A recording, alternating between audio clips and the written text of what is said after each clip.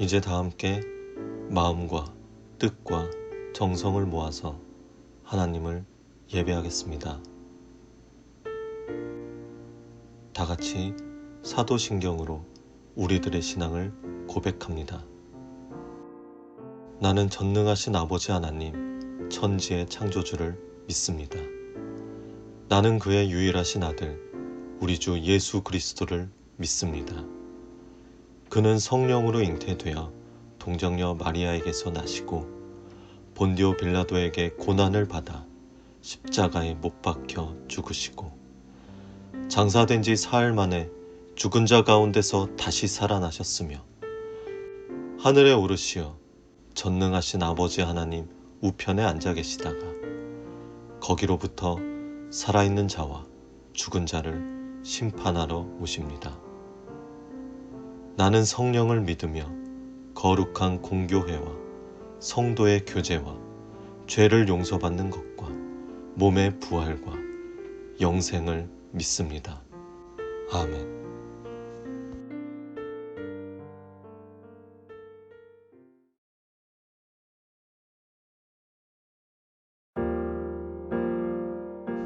이 시간 우리 함께 찬양할 때에 마음속으로 같이 찬양의 가사를 묵상하며 하나님을 향한 우리의 마음을 드리길 원합니다. 주님만이 나를 아시네. 내 모든 삶 주가 만지시네. 주님 앞에 예배하는 이에게 그 은혜를 부어 주시리.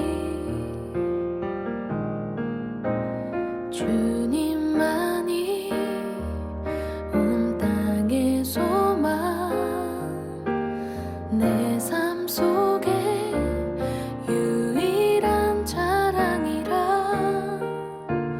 주님 앞에 기도하는 이에게 그 은혜를 부어 주시리. 만왕의 왕 나를 기르시는 목자요. 내 모든 삶 주가 다스리시니 주님 뜻을 따르길 원하네. 오 주 한 분만 바라네. 주님만이 나를 아시네. 내 모든 삶 주가 만지시네. 주님 앞에 예배하는 이에게 큰 은혜를 부어 주시리. 큰 은혜를 부어 주시리.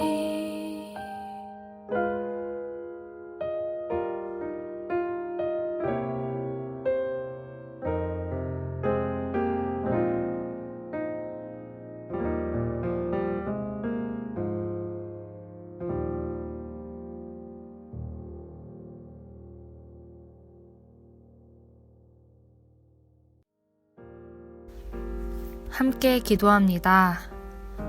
사랑이신 하나님, 오늘도 우리는 각자의 자리에서 하나님을 예배합니다. 함께 모여 드리는 예배의 소중함을 생각해 봅니다. 그동안에 수많았던 우리의 예배가 어떠했는지 돌아봅니다. 하나님을 향한 진실된 마음의 예배자 되게 하소서. 코로나로 인한 어려움 가운데 있습니다. 이 가운데에서도 하나님께서 우리를 향하신 뜻을 생각해보며 서로가 멀어지는 것이 아니라 주님과 그리고 이웃과도 사랑으로 더 가까워지게 하소서. 이 시기가 속히 지나가며 우리의 삶이 회복될 수 있도록 하나님의 긍휼을 베풀어 주소서. 사순절 기간입니다. 예수님의 십자가를 통해 우리에게 베푸신 은혜와 사랑을 기억하기를 원합니다. 주님께 한 걸음 더 나아가는 우리의 믿음이 되게 하소서. 예수님의 이름으로 기도합니다. 아멘.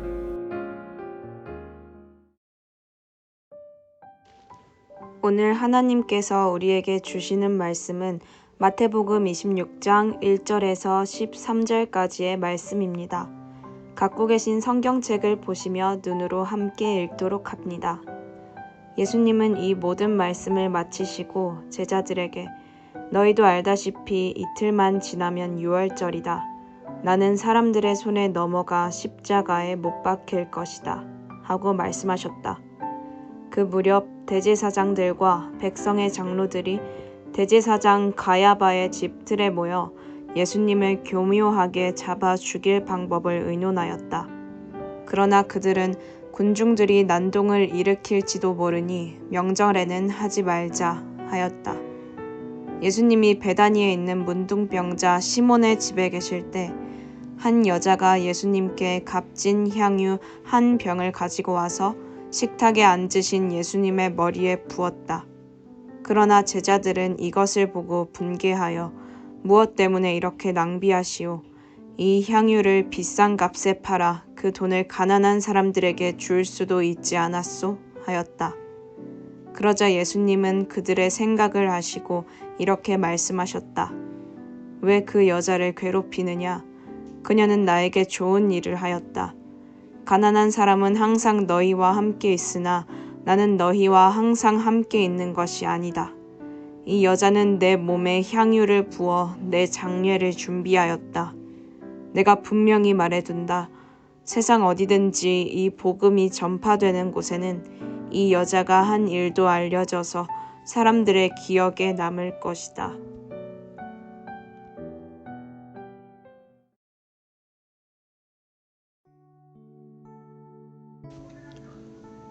안녕하세요. 신자유교회 중고등부 여러분, 한 주 동안 잘 지내셨나요?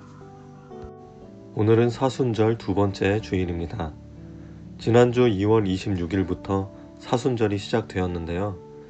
이 날을 재수요일이라고 하여 사순절이 시작되는 날이고, 그리고 이날부터 부활주일까지 주일을 제외한 나머지 40일의 기간을 사순절이라고 합니다.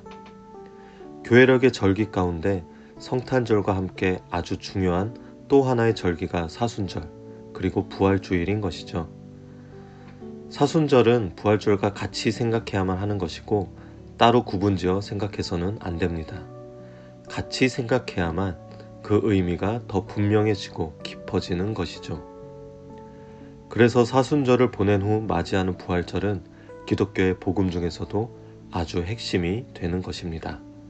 그런 의미에서 오늘은 예수님께서 사람들에게 붙잡히시고 십자가형을 받아 고난을 당하시기 전에 일어난 하나의 일을 함께 나누어 보려 하는데요. 그것은 한 여인이 예수님께 아주 값비싼 향유를 부은 사건입니다. 예수님께서 사역을 시작하신 지 3년차의 시간을 보내시며 또다시 찾아온 유월절을 앞둔 시점입니다. 예수님께서는 유대 지역의 베다니라는 곳에 있는 시몬의 집에 머무셨습니다. 이 시몬은 예전에 예수님께 병고침을 받은 사람이죠. 그곳에서 잠시 쉬어 가시며 식사를 하고 있었을 때였습니다. 한 여자가 예수님 앞으로 나아오더니 자신의 옥합을 깨트리고 그 안에 소중히 간직하고 있던 향유를 꺼내어서 예수님의 머리에 붓습니다. 이 여인은 마리아였습니다. 그는 왜 예수님께 이러한 행동을 한 것일까요? 마리아에게는 나사로라는 남동생이 하나 있습니다. 약 3개월 전 마리아의 동생 나사로는 병에 걸려 죽었습니다. 그때 마리아는 예수님께서 조금 더 빨리 오셨더라면 동생이 죽지 않았을 것이라고 하고 슬픔에 잠겼었죠. 그러나 예수님께서는 이 일은 너희로 믿게 하기 위함인 것이라고 말하며 죽은 나사로를 살리셨습니다. 죽은 자를 살리시는 예수님의 그 기적과 능력을 마리아는 자신의 가족을 통해서 직접 경험하게 되었으니 그 강렬함은 이루 말할 수 없었을 것입니다. 그로부터 3개월이 지난 이때에 예수님께서 유월절을 맞이하여 예루살렘에 가시기 전 유대 지역을 방문하시게 되셨고 베다니에 있는 시몬의 집에서 머문다 하시니 마리아는 한 걸음에 예수님께 달려왔습니다. 성경은 왜 마리아가 그 비싼 향유를 깨뜨려 예수님께 부었는지 그 의도가 무엇인지는 나와 있지 않습니다. 그렇지만 우리가 생각해 볼 수 있는 것은 마리아는 예수님을 향한 자신의 마음을 표현한 것입니다. 자신의 사랑하는 동생 나사로를 살리신 그때의 일을 기억하며 그리고 깊이 감사하며 자신이 갖고 있는 가장 좋은 것을 가져와서 예수님께 드린 것이죠. 그러자 이를 본 제자들이 무슨 짓이냐며 마리아를 나무랍니다. 다른 복음서에는 300데나리온의 가치가 있다고 하는데 이것은 약 1년치 품삯에 해당하는 정도입니다. 이 정도의 값이면 가난한 사람들에게 나누어 주어 돕는 일에 쓸 수 있을 텐데 그렇게 허비해 버리냐며 화를 내는 것이죠. 마태복음에서 이 사건을 기록한 26장 전, 그러니까 25장 후반부에 보면 양과 염소의 비유가 나옵니다. 그러면서 예수님께서는 지극히 작은 자에게 한 것이 나에게 한 것이다 라고 말씀하시면서 가난하고 약한 자들을 돕고 또 그들에게 사랑을 베풀라는 말씀을 들려주셨습니다. 그러니 제자들은 예수님의 이 말씀을 떠올리게 되었을 겁니다. 그래서 마리아에게 지금 너가 한 행동은 바보 같은 짓이야 라며 화를 내고 있는 거죠.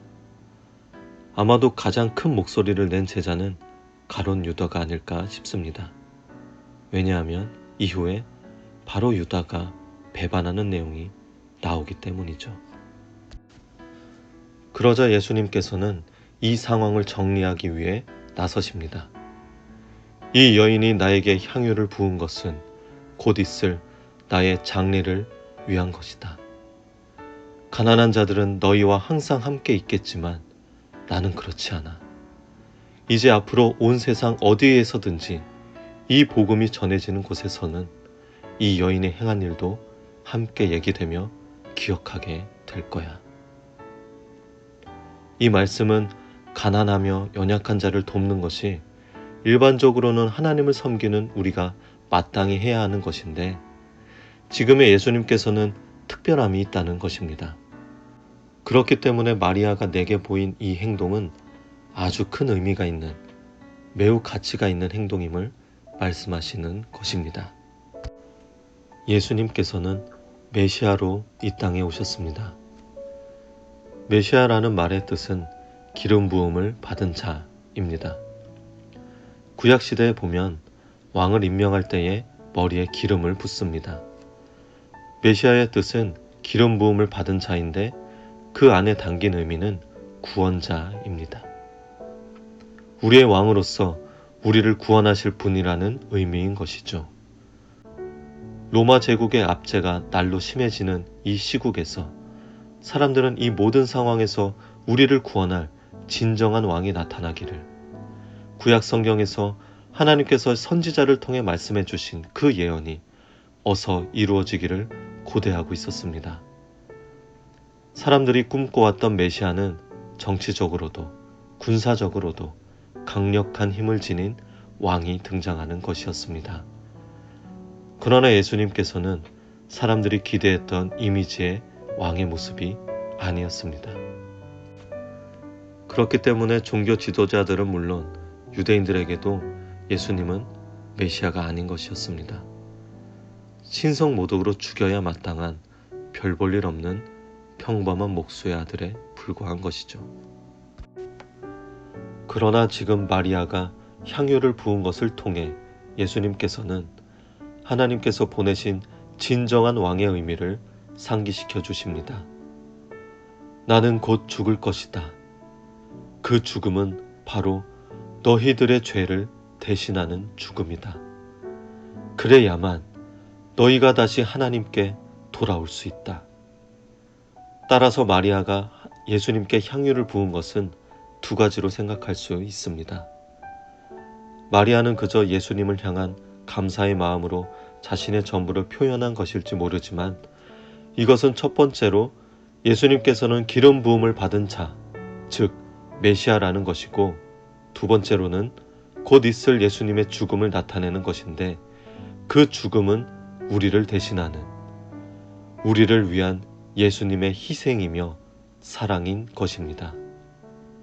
이것이 복음이고 어딜 가든지 이 이야기가 전해지고 우리의 마음속에 기억되어야 함을 예수님께서는 말씀하시고 계십니다. 마리아는 예수님을 위해 자신의 전부를 드렸습니다. 자신의 것을 내버렸습니다. 그러나 가룟 유다는 자신을 위해 예수님을 내버렸습니다. 마리아는 약 1년치의 값인 향유를 깨트리며 주님을 위해 기꺼이 내려놓았지만 유다는 은 30을 자신이 얻기 위해 예수님을 내려놓았습니다. 여러분은 마리아입니까? 아니면 가룟 유다입니까? 나의 것을 쟁취하고 남들에게 뒤처지지 않기 위해 예수님을 내려놓고 있지는 않습니까? 마리아가 전부를 드린 것처럼 우리가 예수님께 무엇을 드릴 수 있을까요? 우리가 드릴 것은 우리의 마음을 다한 예배라는 것을 기억하시길 바랍니다. 예수님께서는 마리아의 향유를 기억하시는 것이 아니라 마리아의 마음을 기억하십니다. 그러나 마리아가 향유를 통해 자신의 마음을 표현한 것처럼 우리에게도 주님께 마음을 표현하는 작은 행동이 있기를 소망합니다. 사순절의 기간에 십자가를 바라볼 때마다 우리를 구원하실 왕으로 오신 예수님을 기억하고 그 희생에 담긴 사랑을 기억하며 우리의 믿음을 고백하는 저와 여러분이 되길 소망합니다. 주님이 가르쳐 주신 기도로 예배를 마치겠습니다. 하늘에 계신 우리 아버지, 아버지의 이름을 거룩하게 하시며 아버지의 나라가 오게 하시며 아버지의 뜻이 하늘에서와 같이 땅에서도 이루어지게 하소서. 오늘 우리에게 일용할 양식을 주시고 우리가 우리에게 잘못한 사람을 용서하여 준 것 같이 우리 죄를 용서하여 주시고 우리를 시험에 빠지지 않게 하시고 악에서 구하소서. 나라와 권능과 영광이 영원히 아버지의 것입니다. 아멘.